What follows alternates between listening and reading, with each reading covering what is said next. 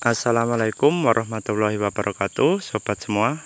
Jumpa lagi dengan saya di kesempatan kali ini. Mudah-mudahan di kesempatan kali ini semuanya dalam keadaan baik-baik saja ya. Oke, kembali saya untuk kesempatan kali ini bikin konten lagi. Dan untuk kali ini saya tidak jalan-jalan ke sana kemari. Saya cukup memberikan contoh-contoh yang dekat-dekat sekitar saya saja, karena biar kamera saya ini tidak terlalu goyang-goyang gitu ya bosku.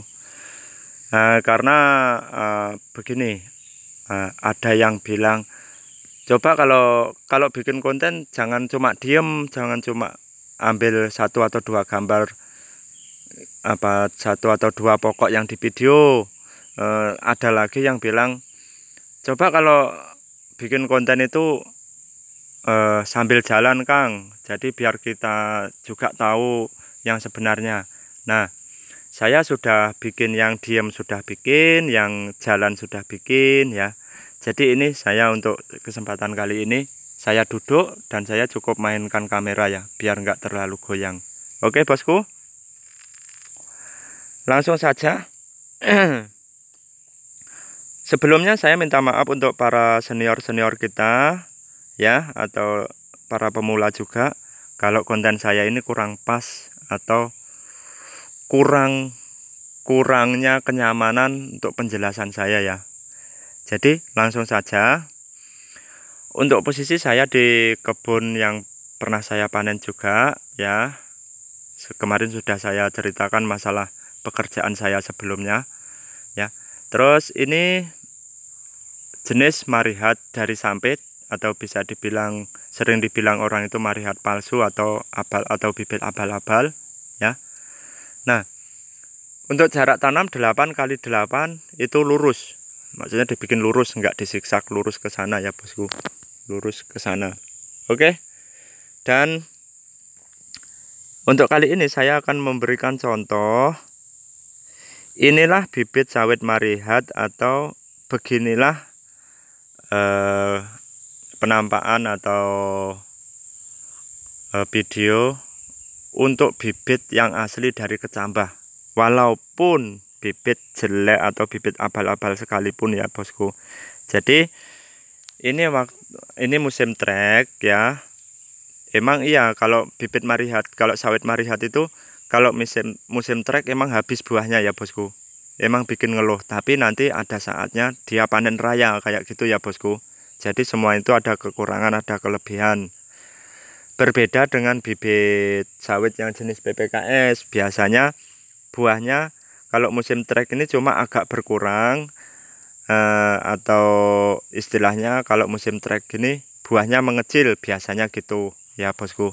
Jadi semua ada kekurangan, ada kelebihan ya. Nah, ini bibit marihat, walaupun di musim trek itu kalau kita tanamnya bibit yang asli dari kecambah ya, ini buahnya tetap ada bosku.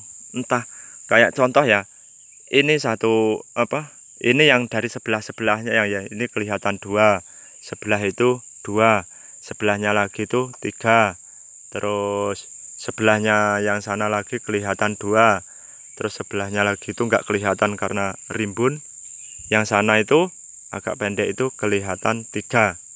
Mungkin dari kamera saya kelihatannya kecil-kecil ya bosku. Tapi kalau marihat ini sekecilnya, kalau emang masih, walaupun minim, kalau emang dia masih kena pupuk, besar buahnya. Ini untuk BJR, untuk umur saya nggak tahu karena saya panen di sini sudah posisi egrek ya bosku.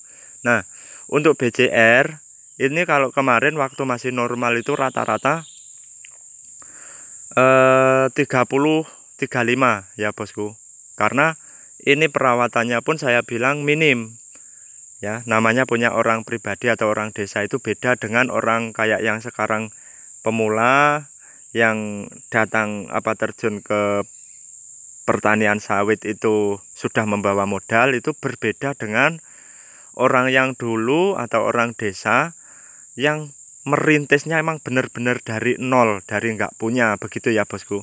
Itu bisa dipahami untuk khusus untuk saudara-saudara semua ya, masalah itu. Nah, ini saya cuma memberikan contoh, inilah keadaannya Kalau kita emang eh, tanam bibit sawit itu yang asli dari kecambah, walaupun di musim trek dan sawit sampai tinggi pun buahnya tetap ada. Dan semakin tinggi bibit pokoknya, semakin tua umurnya, buahnya semakin besar ya bosku. Ini 2 hektar ini kalau kemarin waktu masih normal itu mungkin kalau buahnya antara rata-rata ya 25 sampai 40 kilo itu yang rata-rata. Terus kalau yang ada 2 pokok di tengah-tengah sana sama yang di situ itu saya nggak kuat untuk ini langsung ngangkat gitu, saya nggak kuat. Kalau biasanya yang ngangkong itu kemarin angkongnya direbahkan baru didorong didirikan gitu ya untuk pemuatannya. Itu jarang, itu berbuahnya biasanya cuma 3 atau 4 gitu-gitu aja, nggak mau muter gitu bosku ya. Nah, dan untuk keterangan selanjutnya berbeda nanti kalau panjenengan memilih asal beli bibit. Dalam artian begini, yang penting dapat bibit yang pertama, yang kedua cuma mencukupkan uang gitu aja ya bosku. Jadi saran saya, misalnya panjenengan merintis 10 hektar misalnya, nggak bisa untuk pembelian bibit yang istilahnya yang bagus langsung, misalnya 10 hektar, anggap aja 1 hektarnya 150. Jadi kebutuhan bibit kan 1.500. Nah, jadi kalau misalnya, waduh, duit saya nggak cukup kalau untuk bibit 1.500. Wah, saya cari bibit yang murah-murah aja. Saya sarankan jangan. Mendingan ya. Mendingan sampai panjenengan tanamin separuh dulu tapi bibitnya yang bagus sekalian. Karena kenapa?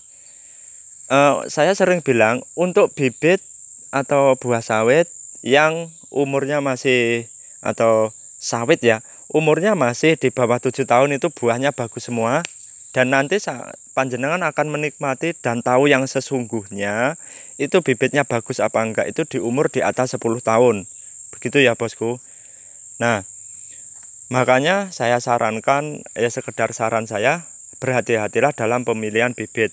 Lebih-lebih di zaman sekarang banyak orang yang pinter, atau dari pemasaran baru ini lebih pinter.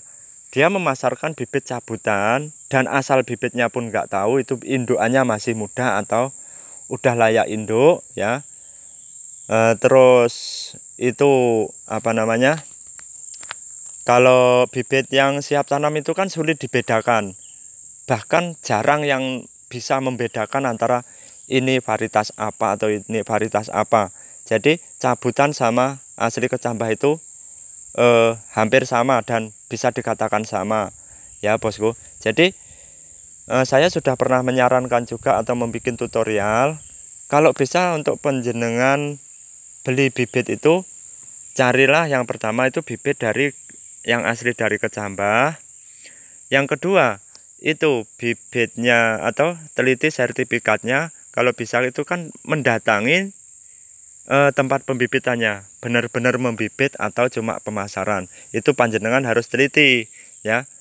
Karena banyak juga sekarang bibit cabutan dibilang bibit varietas ini, bibit ini dibilang bibit varietas ini, modalnya sertifikat pinjaman. Oke. Mudah-mudahan video yang pendek ini dapat dijadikan pemahaman. Intinya berhati-hatilah dalam pemilihan bibit yang khususnya Anda membeli ya. Jadi kalau bibit emang bibit asli dari kecambah, kebanyakan ini rata-rata walaupun musim trek itu tetap ada buahnya.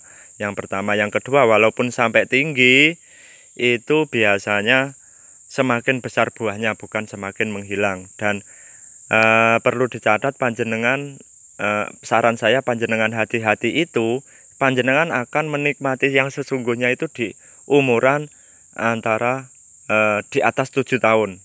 Oke, mudah-mudahan dapat dijadikan manfaat. Banyak salah kata saya mohon maaf.